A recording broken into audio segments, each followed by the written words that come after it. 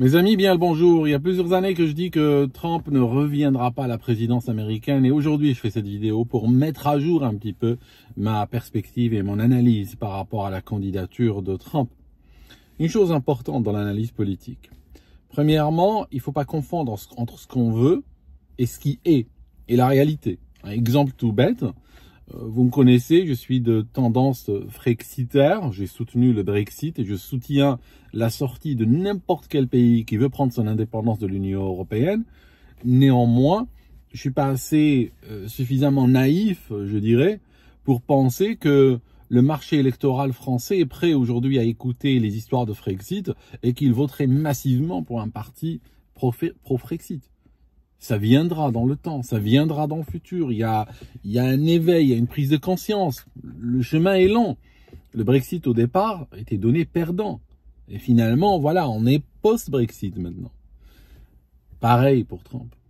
Le fait que je soutienne les idées de Trump ne veut pas dire que je pense naïvement qu'il va revenir.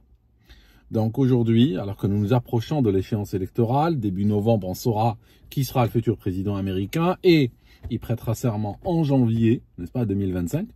Il sera parti pour 4 ans. Maintenant, aujourd'hui, après des années où je vous dis que Trump ne reviendra pas, je suis en mesure de mettre à jour donc ma prévision politique et je vous confirme, donc je persiste et signe que Trump ne reviendra pas. Et aujourd'hui, je dirais que, même si au départ, quand j'en ai parlé, je disais Trump ne reviendra pas, ça semblait un petit peu hasardeux, à l'époque, même si j'avais mes raisons. Aujourd'hui, ça devient de plus en plus clair que le président américain, si vous voulez, c'est Kamala Harris. Le futur, c'est Kamala Harris. C'est clair. C'est même plus quelque chose qui est en train de se jouer raclette, c'est même plus une situation qui est en train de se jouer, on va dire, il y a photo, n'est-ce pas? Comme on parle des fois dans les jeux dans les courses de chevaux. Là, clairement, c'est elle qui sera gagnante. Je vais vous donner quelques raisons. Alors, premièrement, si on compare par rapport à la dernière élection qui a opposé Trump à Biden, il y a un certain nombre de choses qu'on peut tirer, certaines leçons qu'on peut tirer. À l'époque, Trump a perdu face à Biden. On est d'accord, qui est le président, c'est Biden. Donc Trump a perdu face à Biden. À l'époque, Trump avait quoi pour lui? Trump était très populaire, il était au sommet de sa gloire, il était à la Maison Blanche. Et il faut savoir une chose, que le président sortant a toujours un avantage par rapport aux autres. Le président sortant, regardez, c'est pour ça que beaucoup de présidents américains, c'est presque la règle qu'ils fassent 2 mandats, parce que tout simplement, le président qui est à la Maison Blanche a du pouvoir, a de l'exposition, tout ça, qui font que il aura toujours un avantage par rapport à la compétition, forcément. Eh bien, malgré cet avantage, Trump a perdu face à Biden. Si on regarde à l'époque, Trump remplissait des stades. Biden, lui, on se moquait de lui, si vous vous rappelez. Il se produisait dans des petites salles communales et tout ça. Et on montrait des fois même les sièges qui étaient placés en respectant la distanciation sociale, avec même des cercles blancs autour de chaque siège, pour dire que les salles étaient très clairsemées. Biden a gagné. Donc, gardons ça en tête. On arrive aujourd'hui. Aujourd'hui, on a Trump qui n'est pas à la Maison Blanche. Ça signifie clairement il est désavantagé. On a Kamala Harris qui est à la Maison Blanche. C'est la vice-présidente. Donc, aujourd'hui, Trump est moins populaire qu'il l'était à la dernière élection. Il est moins populaire, forcément. La dernière fois, il était à la Maison Blanche. Aujourd'hui, il ne l'est pas. Donc, forcément, aujourd'hui, clairement, il a moins d'influence, il a moins d'impact. Il n'est pas au pouvoir. Donc, il a moins d'influence que la dernière fois. Elle, par contre, a plus de popularité que Biden à l'époque.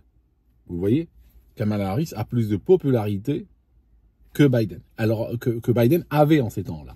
Donc elle arrive à remplir des stades, elle ramène des gens. Alors au départ, il y a des pro-Trump qui ont commencé à dire ouais, mais tu sais, c'est soit du trafiqué avec l'intelligence artificielle, soit c'est des fausses images, soit elle ramène des chanteurs ou des célébrités, tout ça. Mais avec le temps, c'est quand même quelque chose qui est en train de se confirmer. C'est une tendance de fond qui est en train de se confirmer, où elle est en train de remplir des salles entières, des stades entiers. Donc, elle a une popularité très forte. C'est une nana qui est, quand elle parle, c'est une véritable cruche. C'est pas une personne intelligente, c'est une personne qui rit bêtement. Hein. Vous la voyez rire de manière, elle est de manière niaise. Hein. Elle rit comme ça, stupidement. Elle limite des accents de manière caricaturale. Mais n'empêche que cette stupidité rejoint, si vous voulez, le niveau moyen de l'électorat américain. Et donc, à ce moment-là, elle parle plus à l'électorat américain que, j'ai pas envie de dire que Trump serait digne d'un prix Nobel, c'est pas ça. Mais je dirais que l'électorat américain goûte plus à ça. Hein, il sent plus de proximité avec quelqu'un qui est du même niveau mental que la moyenne, on va dire, des électeurs. Donc forcément, ils sentent une proximité. Autre chose. Trump a confirmé son échec. Et ça, c'est l'erreur fatale de Trump, je vais vous dire. Là où, clairement, quand j'ai vu ça, c'est-à-dire qu'au départ, moi, j'avais fait ma prévision, j'avais fait mon pari sur le fait qu'il ne reviendra pas. Mais, bien entendu, au fond de moi, j'avais des doutes. Je me disais, oui, il y a peut-être des situations qui peuvent venir, qui peuvent renverser la vapeur, tout ça.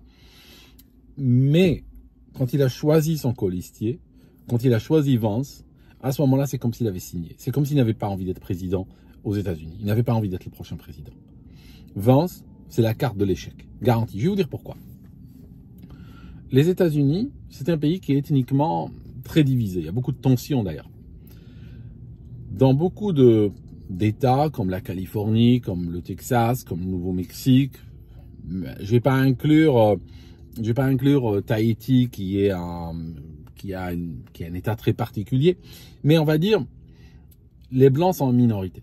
Les Blancs sont en minorité. C'est une minorité. C'est pour cette raison que si vous regardez bien, ces dernières années, eh bien, les candidatures présidentielles comportent toujours un angle diversité. Ce n'est pas par hasard. C'est pour qu'une majorité de l'électorat se sente représentée sur ce plan-là. Exemple, Kamala Harris est une femme, elle est d'origine indienne. Elle a pris quoi avec elle? Elle n'a pas pris une autre femme, elle a pris un homme blanc. C'est pas par hasard ce choix, c'est pas anodin. Biden, c'est un homme blanc. Il avait quoi comme colistier? Il avait une femme, Kamala Harris, une femme d'origine indienne. Vous voyez le truc? Ces choix-là ne tombent pas du ciel. C'est des choix qui tiennent compte des sensibilités de la société américaine et de l'électorat américain par rapport aux caractéristiques des uns et des autres. Trump, en prenant avec lui Vance, c'est clair qu'il est en train de dire, moi je veux une candidature blanche. Candidature blanche, elle va nulle part dans un pays où, dans de plus en plus d'États, les blancs sont en minorité.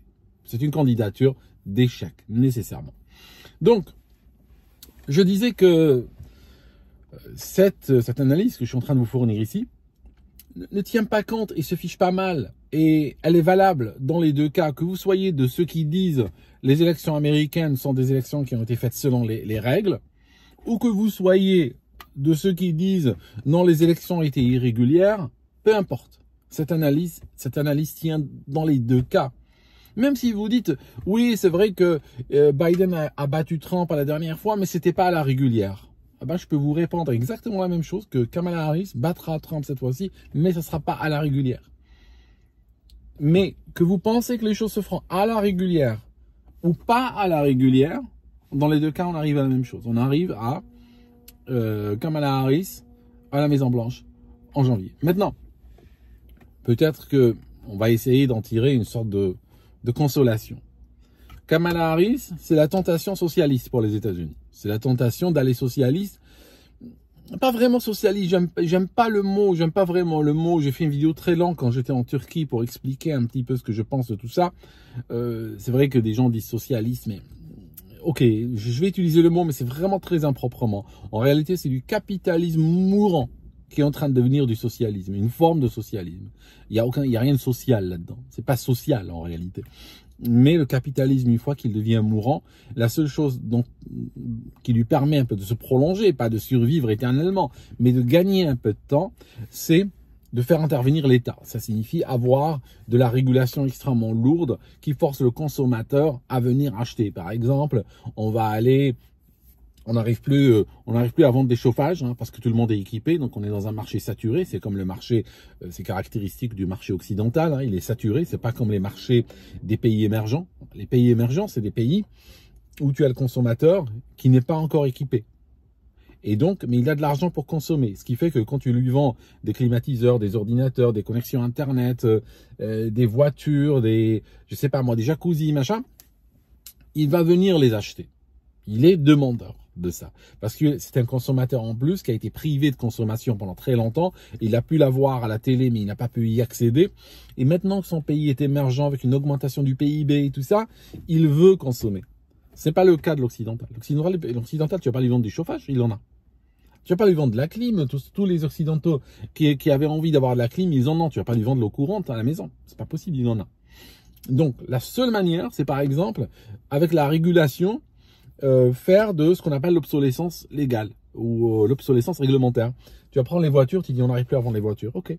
Ben, on va interdire les voitures, on fait intervenir l'État, on interdit les voitures, et puis après on leur vend des voitures électriques. Puis après on interdira les voitures électriques, on leur vendra autre chose. Ça a été fait avec le diesel. Hein. Le diesel, il y a 10 ans, était considéré comme le sauveur de la planète. Il recevait des labels écologiques, l'État encourageait les gens à l'acheter et tout.